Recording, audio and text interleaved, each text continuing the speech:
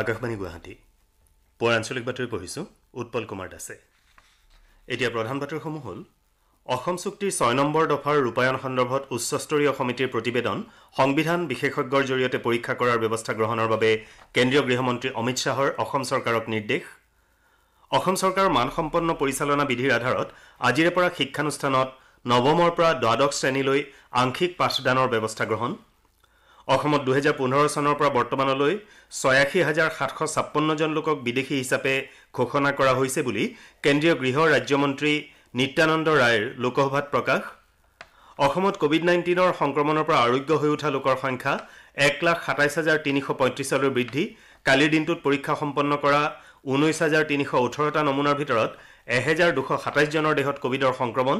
আৰু যোৱা শনিবাৰৰ পৰা বায়ুমণ্ডলৰ তাপমাত্ৰা আকস্মিকভাৱে বৃদ্ধি পোৱাত অসমকে ধৰি চুবুৰীয়া ৰাজ্যসমূহত অস্বাভাৱিক উষ্ণতা বৃদ্ধি। আজিৰে পৰা তাপমাত্ৰা কিছু পৰিমাণে হ্ৰাস পোৱাৰ সম্ভাৱনা।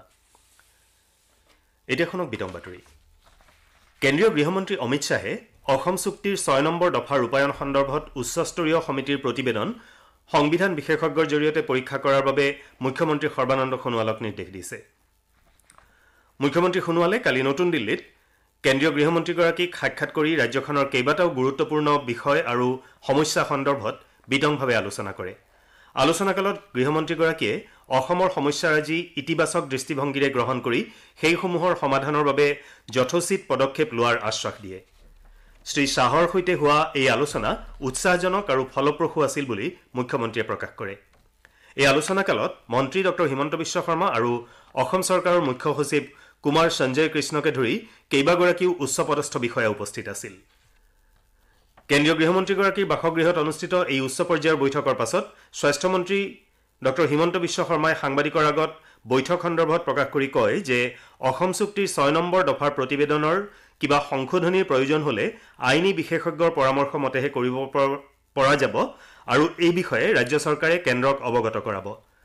ভৱিষ্যতে প্ৰতিবেদনখনক লৈ যাতে কোনো আইনী সমস্যাৰ উদ্ভৱ নহয় তাৰ প্ৰতি লক্ষ্য ৰাখি কেন্দ্ৰীয় গৃহমন্ত্ৰীয়ে সংবিধান বিশেষজ্ঞৰ জৰিয়তে প্ৰতিবেদন পৰীক্ষণ কৰাটো বিচাৰিছে বুলি তেওঁ কয়। মন্ত্ৰী ডঃ শৰ্মাই কয় যে ৰাজ্যখনৰ ৬ জনগোষ্ঠীৰ জনজাতিকৰণ, বড়ো চুক্তিৰ ৰূপায়ণ আৰু ৰাষ্ট্ৰীয় নাগৰিকপঞ্জী সন্দৰ্ভতো বৈঠকত বিতংভাৱে আলোচনা কৰা হয়। NRCৰ শুনানিৰ সময়ত কেন্দ্ৰীয় চৰকাৰে ৰাজ্য চৰকাৰৰ শপতনামাত সমৰ্থন জনাব বুলিও বৈঠকত সিদ্ধান্ত লোৱা হয়। উল্লেখযোগ্য যে উচ্চতম ন্যায়ালয়ত দাখিল কৰা শপতনামাত ৰাজ্য চৰকাৰে সীমান্ত এলেকাৰ 20% আৰু আন জিলাসমূহৰ 10% পুনৰীক্ষণৰ প্ৰস্তাৱ দিছিল। ৰাজ্যৰ বিদ্যালয় আৰু মহাবিদ্যালয়সমূহত কোভিড-19ৰ নীতি নিৰ্দেশনাৰ মাজেৰে আজিৰে পৰা নৱম শ্ৰেণীৰ পৰা দ্বাদশ শ্ৰেণীলৈ আংশিকভাৱে পাঠদান আৰম্ভ হ'ব।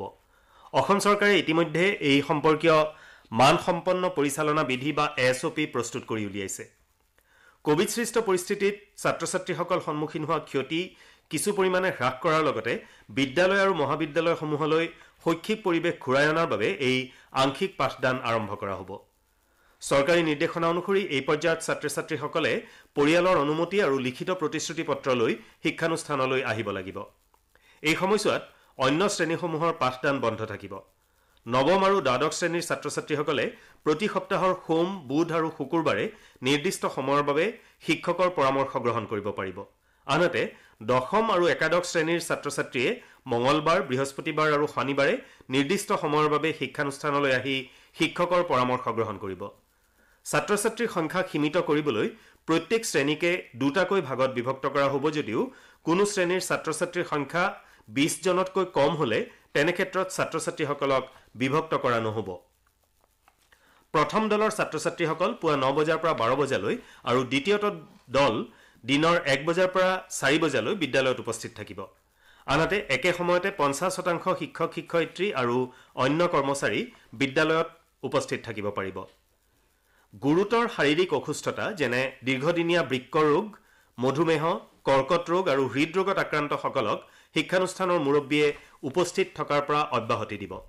প্ৰতি সপ্তাহৰ এটা দিনত 10% শিক্ষক শিক্ষয়িত্ৰী আৰু ছাত্ৰ ছাত্ৰীৰ স্বাস্থ্য পৰীক্ষা কৰোৱাৰ বাবে কৰ্তৃপক্ষই স্বাস্থ্য বিভাগৰ সৈতে যোগাযোগ কৰিব। এই নিৰ্দেশনা আজিৰে পৰা 15 দিনৰ বাবে কাৰ্যকৰী হ'ব আৰু পৰৱৰ্তী সময়ত বিষয়টো পুনৰ বিবেচনা কৰি পৰৱৰ্তী নিৰ্দেশাৱলী জাৰি কৰা হ'ব। ইপিনে বিদ্যালয়সমূহত কোভিড-19 সংক্ৰমণ ৰোধ কৰিবলৈ চৰকাৰী স্বাস্থ্য বিধিসমূহ সকলোৱে মানি চলিব লাগিব। বিদ্যালয়ত মাস্ক ব্যৱহাৰ কৰাৰ লগতে সঘনাই চাবোনেৰে হাত ধুব লাগিব। বিদ্যালয় চৌহদত কমেও 6 ফুট শাৰীৰিক ব্যৱধান ৰক্ষা কৰিব লাগিব। বিদ্যালয়সমূহ আৰম্ভ হোৱাৰ আগতে বীজাণুমুক্ত কৰিব লাগিব আৰু শ্ৰেণী আৰম্ভ হোৱাৰ আগত আৰু পাছত উমৈহতীয়া স্থানসমূহ আৰু সঘনাই চুই থকা পৃষ্ঠসমূহ চাফা কৰিব লাগিব। অসমত 2015 চনৰ পৰা চলিত বৰ্ষৰ যোৱা 30 জুনলৈ 86,756 জন লোকক বিদেশী হিচাপে চিনাক্ত কৰা হৈছে। কেন্দ্ৰীয় গৃহ দপ্তৰৰ ৰাজ্যমন্ত্ৰী নিত্যানন্দ ৰায়ে কালি লোকসভাত এটা প্ৰশ্নৰ উত্তৰত এই কথা প্ৰকাশ কৰে। ৰাজ্যখনৰ বিদেশী ন্যায়াধিকৰণৰ জৰিয়তে এইসকল লোকক বিদেশী বুলি ঘোষণা কৰাৰ বিপৰীতে ডি ভোটাৰৰ 83,008টা গোচৰ নিষ্পত্তি হ'বলৈ বাকী আছে বুলিও তেওঁ জানিবলৈ দিয়ে। তদুপৰি বৰ্তমানলৈ কেৱল অসমতহে বিদেশী ন্যায়াধিকৰণ গঠন কৰা হৈছে বুলিও মন্ত্ৰীগৰাকীয়ে প্ৰকাশ কৰে। আন এটা প্ৰশ্নৰ উত্তৰত মন্ত্ৰীগৰাকীয়ে জনোৱা মতে যোৱা 5 বছৰত ভিন ভিন দেশৰ মুঠ 18,855 জন লোকক ভাৰতীয় নাগৰিকত্ব প্ৰদান কৰা হৈছে আৰু এইসকলৰ মাজৰ অধিকাংশ লোকেই বাংলাদেশৰ। 2015 চনৰ পৰা 2019 চনৰ ভিতৰত বাংলাদেশৰ মুঠ 15,012 জন লোকক ভাৰতীয় নাগৰিকত্ব প্ৰদান কৰাৰ বিপৰীতে পাকিস্তানৰ 2,668 জন আৰু আফগানিস্তানৰ 665 জন লোকে ভাৰতীয় নাগৰিকত্ব লাভ কৰা বুলিও শ্ৰী ৰায়ে সংসদক জানিবলৈ দিয়ে। কেন্দ্ৰীয় স্বাস্থ্যমন্ত্ৰী ডাঃ হৰ্ষবৰ্ধনে কৈছে যে দেশত তৎকালীনভাৱে লকডাউন বলবৎ কৰাৰ বাবেই কোভিড-19 মহামাৰীত মৃত্যু হোৱা লোকৰ সংখ্যা নিয়ন্ত্ৰণ কৰিব পৰা হৈছে। মন্ত্ৰীগৰাকীয়ে কয় যে কোভিড মহামাৰীৰ ফলত সৃষ্টি হোৱা প্ৰত্যাহ্বান দূৰ কৰাৰ বাবে যুদ্ধকালীন ক্ষিপ্ৰতাৰে ব্যৱস্থা গ্ৰহণ কৰা হৈছে। লোকসভাত কালি কোভিড-19 মহামাৰীৰ সন্দৰ্ভত হোৱা আলোচনাৰ উত্তৰ দি মন্ত্ৰীগৰাকীয়ে কয় যে চৰকাৰে কোভিড মহামাৰী প্ৰতিৰোধত জড়িত কৰ্মকৰ্তাসকলৰ বাবে 50 লাখ টকাৰ বীমাৰ ব্যৱস্থা কৰিছে। তেওঁ কয় যে প্ৰবাসী শ্ৰমিকসকলক তেওঁলোকৰ গন্তব্যস্থানলৈ নিয়াৰ বাবে সম্ভৱপৰ সকলো ব্যৱস্থা চৰকাৰে গ্ৰহণ কৰিছে। তদুপৰি আটাইকেইখন ৰাজ্য আৰু কেন্দ্ৰীয় শাসিত প্ৰদেশলৈ পৰ্যাপ্ত সংখ্যক অক্সিজেন চিলিণ্ডাৰ আৰু ভেণ্টিলেটৰ যোগান ধৰা হৈছে বুলিও তেওঁ প্ৰকাশ কৰে।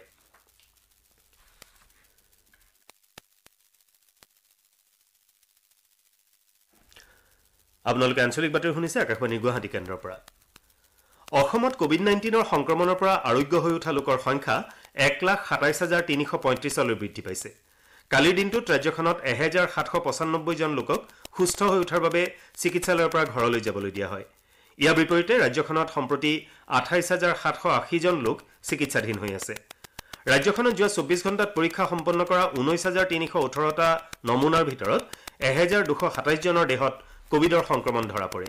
ইয়াকে লৈ আক্ৰান্তৰ সংখ্যা 1,56,680 হৈছেগৈ।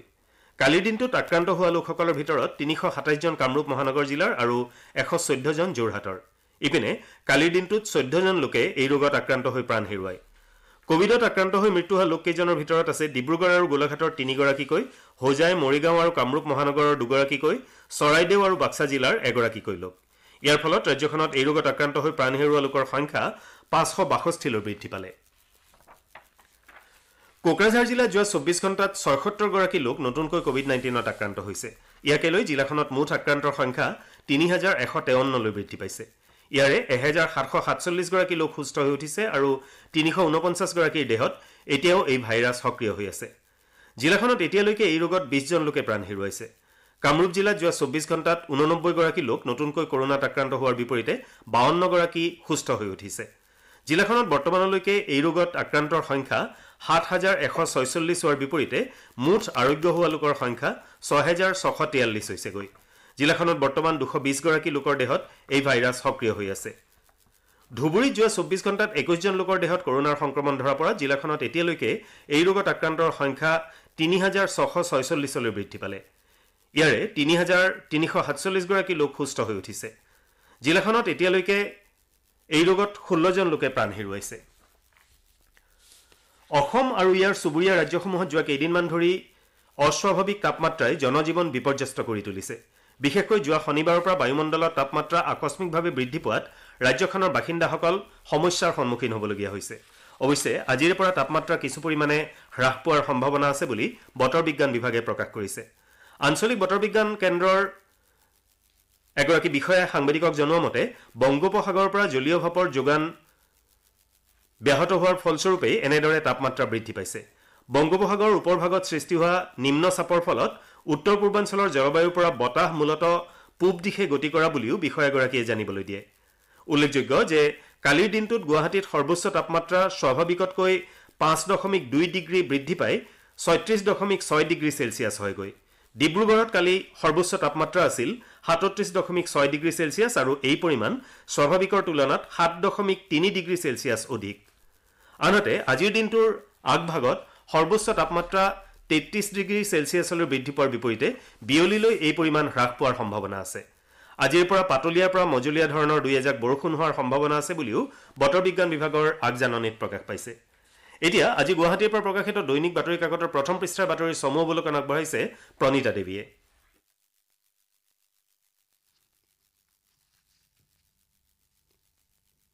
অভিভাৱকৰ অনুমতি পত্ৰ লৈ আজিৰে পৰা বিদ্যালয়লৈ যাব ৰাজ্যৰ শিক্ষাৰ্থী। ৰাজ্যসভাত কৃষি বিধেয়ক গৃহীত, বন্ধ নকৰে ফচলৰ ন্যূনতম সমৰ্থন মূল্য ইত্যাদি বাতৰিৰ লগতে কোভিড-19 সংক্ৰান্তীয় বিভিন্ন বাতৰিক আজি গুৱাহাটীৰ পৰা প্ৰকাশিত কাকতসমূহে প্ৰথম পৃষ্ঠাত স্থান দিছে। আৰক্ষী উপ পৰিদৰ্শক পদৰ নিযুক্তিৰ পৰীক্ষাৰ প্ৰশ্নকাকত ফাদিলৰ বাতৰিটো অসমীয়া খবৰ, আমাৰ অসম, অসমীয়া প্ৰতিদিন, দৈনিক অগ্ৰদূত, নিয়মীয়া বাৰ্তা আদি কাকতে প্ৰথম পৃষ্ঠাত মুখ্য বাতৰিৰ স্থান দিছে। দৈনিক জনমভূমি, দি আছাম ট্ৰিবিউন আৰু দ্য চেণ্টিনেল কাকতে দিল্লীত গৃহমন্ত্ৰীৰে মুখ্যমন্ত্ৰী সোণোৱালৰ বৈঠক, 6 নম্বৰ দফা কমিটিৰ প্ৰতিবেদন আইনী পৰীক্ষাৰ বাবে গৃহমন্ত্ৰী অমিত শ্বাহৰ নিৰ্দেশৰ বাতৰিটোক মুখ্য বাতৰিৰ স্থান দিছে। এই বাতৰিটো আজি প্ৰকাশিত আন আন কাকতসমূহেও গুৰুত্ব সহকাৰে প্ৰথম পৃষ্ঠাত প্ৰকাশ কৰিছে। দৈনিক অসম কাকতে 6 জনগোষ্ঠীৰ জনজাতিকৰণ, ৰাজ্যসভাত সৰব অজিত কুমাৰ ভূঞা শিৰোনামেৰে এটা বাতৰি গুৰুত্ব সহকাৰে প্ৰথম পৃষ্ঠাত স্থান দিছে। লাডাখত মুখ ঠেকেচা খাই অৰুণাচলত নতুন ষড়যন্ত্ৰ চীনৰ, LOC সংলগ্ন 6 স্থানত PLAৰ ব্যাপক সমাৱেশ শিৰোনামেৰে এটা বাতৰি নিয়মীয়া বাৰ্তা কাকতখনে প্ৰথম পৃষ্ঠাত প্ৰকাশ কৰিছে। অসমীয়া খবৰ কাকতে 5 বছৰত 86,000 বিদেশী ঘোষণা, 83,000 ডি ভোটাৰৰ গোচৰ বিবেচনাধীন শিৰোনামেৰে মুখ্য বাতৰি পৰিৱেশন কৰিছে। আজি প্ৰকাশিত কাকতসমূহৰ আন কেতবোৰ গুৰুত্বপূৰ্ণ বাতৰি হ'ল 44খন শ্ৰম আইনৰ স্থান ল'ব 4খন শ্ৰম সংহিতাই, গুৱাহাটীত মুখ্য কাৰ্যালয় মুকলি অসম জাতীয় পৰিষদৰ, বকুত ভয়ংকৰ পথ দুৰ্ঘটনা, পত্নী কন্যাসহ প্ৰবক্তাৰ কৰুণ মৃত্যু, গণশিল্পী সুৰকাৰ অভিনেতা বিভুৰঞ্জন চৌধুৰীৰ দেহাৱসান, কৰোনাৰ আতংকৰ বাবে অধিকাংশ বেচৰকাৰী বিদ্যালয়ত নহয় পাঠদান, চলিত মাহতেই নতুন দল গঠন কৰিব কৃষক মুক্তিয়ে ইত্যাদি। এয়াই আছিল আজি গুৱাহাটীৰ পৰা প্ৰকাশিত বাতৰি কাকতসমূহৰ মুখ্য বাতৰিৰ চমু অৱলোকন। এতিয়া শুনক পৰৱৰ্তী বাতৰি। ধন্যবাদ প্ৰণীতা দেৱী। পুষ্টিহীনতাত ভোগা শিশুসকলৰ বাবে ৰাজ্যখনত বৰ্তমান 27টা পৰিপুষ্টি আৰু বিকাশ কেন্দ্ৰ কাৰ্যক্ষম হৈ আছে। সমাজ কল্যাণ বিভাগৰ সচিব তথা পোষণ অভিযানৰ ৰাজ্যিক প্ৰকল্প সঞ্চালক পাৰ্থপ্ৰতিম মজুমদাৰে আকাশবাণীৰ সৈতে হোৱা কথা বতৰাত কয় যে পুষ্টিহীনতাত ভোগা শিশুসকলক এই কেন্দ্ৰসমূহলৈ প্ৰেৰণ কৰি কিছুদিনৰ বাবে ৰখা হয়। ইয়াৰ লগতে এনে শিশুৰ মাতৃ আৰু অভিভাৱকক প্ৰয়োজনীয় পৰামৰ্শ আগবঢ়োৱা হয়। উল্লেখযোগ্য যে পোষণ মাহ উপলক্ষে ৰাজ্যৰ বিভিন্ন ঠাইত ভালেমান সজাগতামূলক কাৰ্যসূচী গ্ৰহণ কৰা হৈছে। তেওঁ কয় যে শিশুসকলক ৰন্ধা খাদ্যৰ পৰিৱৰ্তে বৰ্তমান চাউল, দাইল আদি সামগ্ৰীসমূহ ঘৰে ঘৰে যোগান ধৰা হৈছে। খেলৰ বাতৰি। ডুবাই আন্তঃৰাষ্ট্ৰীয় ষ্টেডিয়ামত যোৱা নিশা অনুষ্ঠিত IPL ক্ৰিকেট প্ৰতিযোগিতাৰ এখন খেলত দিল্লী কেপিটেলছে কিংছ 11 পাঞ্জাৱক পৰাস্ত কৰে। দুয়োটা দলে নিৰ্ধাৰিত 20 অভাৰত 157 ৰানকৈ সংগ্ৰহ কৰাত ফলাফলৰ বাবে ছুপাৰ অভাৰ ব্যৱস্থাৰ সহায় ল'বলগীয়া হয়। ছুপাৰ অভাৰত পাঞ্জাৱে মাত্ৰ 2 ৰানহে সংগ্ৰহ কৰিবলৈ সমৰ্থ হয়। দিল্লী কেপিটেলছৰ হৈ কাগিছ ৰাবাদাই ছুপাৰ অভাৰৰ দ্বিতীয় আৰু তৃতীয় বলত ক্ৰমে KM ৰাহুল আৰু নিকোলাছ পুৰণক আউট কৰে। ইয়াৰ পাছত দিল্লী কেপিটেলছে সহজে 3 ৰানৰ লক্ষ্য অতিক্ৰম কৰে।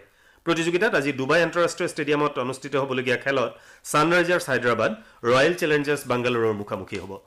বাতৰি শেষ হোৱাৰ আগতে প্ৰধান বাতৰি কেইটামান আকৌ এবাৰ।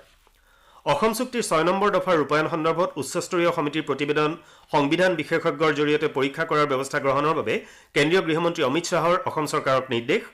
অসম চৰকাৰ মানসম্পন্ন পৰিচালনা বিধিৰ আধাৰত আজিৰে পৰা শিক্ষানুষ্ঠানত নৱমৰ পৰা দ্বাদশ শ্ৰেণীলৈ আংশিক পাঠদানৰ ব্যৱস্থা গ্ৰহণ। ৰাজ্যত 2015 চনৰ পৰা বৰ্তমানলৈ 86,756 জন লোকক বিদেশী হিচাপে ঘোষণা কৰা হৈছে বুলি কেন্দ্ৰীয় গৃহ ৰাজ্যমন্ত্ৰী নিত্যানন্দ ৰায়ৰ লোকসভাত প্ৰকাশ। আৰু অসমত কোভিড-19 সংক্ৰমণৰ পৰা আৰোগ্য হৈ উঠা লোকৰ সংখ্যা 1,27,335লৈ বৃদ্ধি। কালিৰ দিনটোত পৰীক্ষা সম্পন্ন কৰা 19,318টা নমুনাৰ ভিতৰত 1,227 জনৰ দেহত কোভিডৰ সংক্ৰমণ। আমাৰ পুৱাৰ আঞ্চলিক বাতৰি ইমানতে শেষ হ'ল। নমস্কাৰ।